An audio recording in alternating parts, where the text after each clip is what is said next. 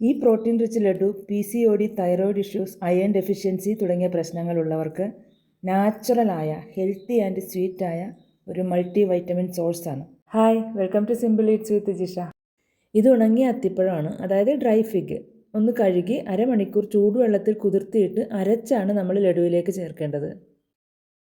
ചെറുപയർ, മസൂർ ദാൽ, എള്ള്, black Raisen, dates ഇവയൊക്കെ കഴുകിയാണ് ഇതിൽ ഉപയോഗിച്ചിരിക്കുന്നത്. ഇതിൽ ചേർത്തിരിക്കുന്ന ഇൻഗ്രീഡിയൻസിൻ്റെ ലിസ്റ്റ് ഞാൻ ഡിസ്ക്രിപ്ഷനിൽ കൊടുത്തിട്ടുണ്ട് കേട്ടോ.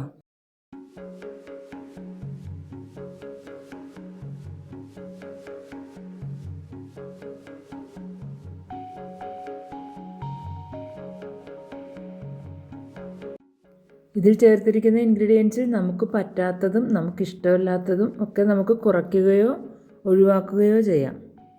കറുത്ത എള്ളിൻ്റെ ഗുണം നമുക്ക് എല്ലാവർക്കും അറിയാവുന്നതാണല്ലോ അല്ലേ. ഞാനിവിടെ 1 കപ്പ് എടുത്തിട്ടുണ്ട്. HB ലെവൽ കൂട്ടാനും നമ്മുടെ മുടിക്കും സ്കിന്നിനും ഒക്കെ ഇത് വളരെ ബെസ്റ്റാണ്. സോക്ക്ഡ് ചിയ സീഡ്സ് ആണ് ബെസ്റ്റ്. പക്ഷേ എനിക്കിത് 2-3 ദിവസത്തേക്ക് പുറത്ത് തന്നെ ഇരിക്കും. കൂടുതൽ ക്വാണ്ടിറ്റി ഉണ്ടാക്കുന്നുണ്ട്. അതുകൊണ്ടാണ് ഞാനിത് റോസ്റ്റ് ചെയ്യുന്നത് കേട്ടോ. നിങ്ങൾക്കത് സോക്ക്ഡായിട്ട് ഉപയോഗിക്കാം. ഇത് ഓൾറെഡി റോസ്റ്റഡ് റാഗിപ്പൊടി ഞാൻ പാക്കറ്റ് വാങ്ങിയതാണ്. അത് ജസ്റ്റ് ഒന്ന് ചൂടാക്കുന്നേ ഉള്ളൂ. ഈന്തപ്പഴത്തിൻ്റെ പാക്കറ്റ് പൊട്ടിച്ചപ്പോൾ അത് കണ്ടിട്ട് എനിക്ക് അത്ര വൃത്തി തോന്നിയില്ല. അതുകൊണ്ടാണ് ഞാൻ കഴുകി ഉപയോഗിക്കുന്നത്. പിന്നെ അത് ജലാംശം കളയാതെ രക്ഷയില്ലല്ലോ, കൂടുതൽ ദിവസം ഇരിക്കേണ്ടതല്ലേ. ഞാനിവിടെ നെയ്യ് ഉപയോഗിച്ചാണ് റൈസിൻസ് ഫ്രൈ ചെയ്തെടുക്കുന്നത്. കഴുകിയ റൈസിൻസാണ്. അപ്പോൾ അത് നെയ്യ് ഉപയോഗിക്കേണ്ട എന്നുള്ളവർക്ക് അത് സ്കിപ്പ് ചെയ്യാം കേട്ടോ. ഇത് ഞാൻ വേറൊരു പാത്രത്തിലേക്കാണ് മാറ്റുന്നത്. ഇത് ഗ്രൈൻഡ് ചെയ്യണ്ടല്ലോ. പനഞ്ചക്കരയാണ് നമ്മളിതിൽ ഉപയോഗിച്ചിരിക്കുന്നത്. ഇത് മധുരം വേണ്ട എന്നുള്ളവർക്ക് ചക്കരയും സ്കിപ്പ് ചെയ്യാം കേട്ടോ. 1/4 കപ്പ് വെള്ളത്തിലേക്ക് 1/2 കപ്പ് ശർക്കരയാണ് ഞാൻ ചേർത്തിരിക്കുന്നത്. ശർക്കരയല്ല, ചക്കര. ഏകദേശം 1 മാസത്തേക്ക് കഴിക്കാനുള്ള ലഡുവാണ് ഞാൻ തയ്യാറാക്കി അയക്കുന്നത്. ഇനി മധുരം കുറഞ്ഞു എന്നുള്ള പേരിൽ ഇത് കഴിക്കാതിരിക്കേണ്ട പെണ്ണ്. അതുകൊണ്ടാണ് ഞാൻ ക്വാണ്ടിറ്റി 1/2 കപ്പ് ആക്കിയത്. ഇനി ഇത് അരിച്ച് മാറ്റി വെക്കാം. നമുക്കിനി കുറേശ്ശെയായിട്ട് മിക്സിയുടെ ജാറിലിട്ട് പൊടിച്ചെടുക്കാം. കൂടുതൽ ഗ്രൈൻഡ് ചെയ്യരുത്, കാരണം ഫ്ലാക്സ് സീഡൊക്കെ കൂടുതൽ ഗ്രൈൻഡ് ചെയ്താൽ കട്ടയായി പോവും. കാരണം അതിൽ നിന്ന് എണ്ണ പുറത്തേക്ക് വരാൻ തുടങ്ങും. ഓൾറെഡി സീഡ്സ് ആണല്ലോ.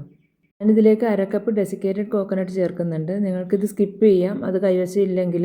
കാരണം മസ്റ്റല്ല, പക്ഷേ ഗുണങ്ങളുണ്ട് താനും. ഇനി ഞാൻ ഇതിലേക്ക് ചേർക്കുന്നത് 2 ടേബിൾ സ്പൂൺ മുരിങ്ങയില പൊടിയാണ്. ഇത് ആയുർവേദ കടയിൽ നിന്ന് വാങ്ങിയതാണ്. ഇതിൻ്റെ ഗുണങ്ങൾ നമുക്ക് എല്ലാവർക്കും അറിയാവുന്നതാണ്, എടുത്തു പറയേണ്ടതില്ലല്ലോ. ലഡുവിൽ മാത്രമല്ല അല്ലാതെയും ഇടയ്ക്കൊക്കെ നമുക്ക് ഈ മുരിങ്ങയിലപ്പൊടി ഉപയോഗിക്കാം കേട്ടോ. ഈന്തപ്പഴം നമുക്ക് ജസ്റ്റ് ഒന്ന് ക്രഷ് ചെയ്തെടുത്താൽ മതി. വറുത്ത് മാറ്റി വെച്ചിരിക്കുന്ന റൈസിൻസ് നമുക്കിതിലേക്ക് ചേർത്ത് കൊടുക്കാം. ആദ്യമേ കുതിരാൻ വെച്ചിരുന്ന ഫിഗ് നന്നായി കുതിർന്നിട്ടുണ്ട്. ഇതിന് നമുക്ക് അരച്ച് ഇതിലേക്ക് ചേർക്കാം. ഇനി ഇതിലേക്ക് അരിച്ചു വെച്ചിരിക്കുന്ന ചക്കര ചേർത്ത് കൊടുക്കാം. അത് കട്ടയായി തണുത്ത് കഴിഞ്ഞപ്പോൾ. ഞാനിതിലേക്ക് 1 ടേബിൾ സ്പൂൺ നെയ്യ് കൂടി മെൽറ്റ് ചെയ്ത് ചേർക്കുന്നുണ്ട്. ഇത് നിങ്ങൾക്ക് പൂർണ്ണമായും സ്കിപ്പ് ചെയ്യാം കേട്ടോ. ഫൈനലി ഇതിലേക്ക് ഒരു 9ഓളം ഏലക്കായ, വലിയ കുരുവുള്ളതല്ല, അതിൻ്റെ തൊലി കളഞ്ഞ് കുരു എടുത്ത് പൊടിച്ച് ഇതിലേക്ക് ചേർക്കുന്നുണ്ട് കേട്ടോ. ഇനി എല്ലാം കൂടി നന്നായി കൈകൊണ്ട് മിക്സ് ചെയ്ത് നമുക്ക് ഉരുളകളാക്കാം.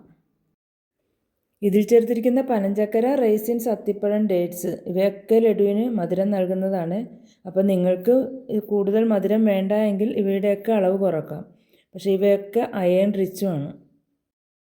ഈ ലഡു ഏകദേശം 30 ഗ്രാം മുതൽ 40 ഗ്രാം വരെ ഉണ്ടാകും ഒരെണ്ണം. ഇത് ഒരെണ്ണം മുടങ്ങാതെ 3 മാസം കഴിച്ചാൽ നിലവിലുള്ള ഹോർമോണൽ ഇംബാലൻസിന് മാറ്റം വരുമെന്ന് മാത്രമല്ല, നിങ്ങളുടെ സ്കിൻ, ഹെയർ സംബന്ധമായ പ്രശ്നങ്ങളും പരിഹരിക്കപ്പെടും. അസുഖമുള്ളവർക്ക് മാത്രമല്ല കേട്ടോ, എല്ലാവർക്കും ഇത് കഴിക്കാം.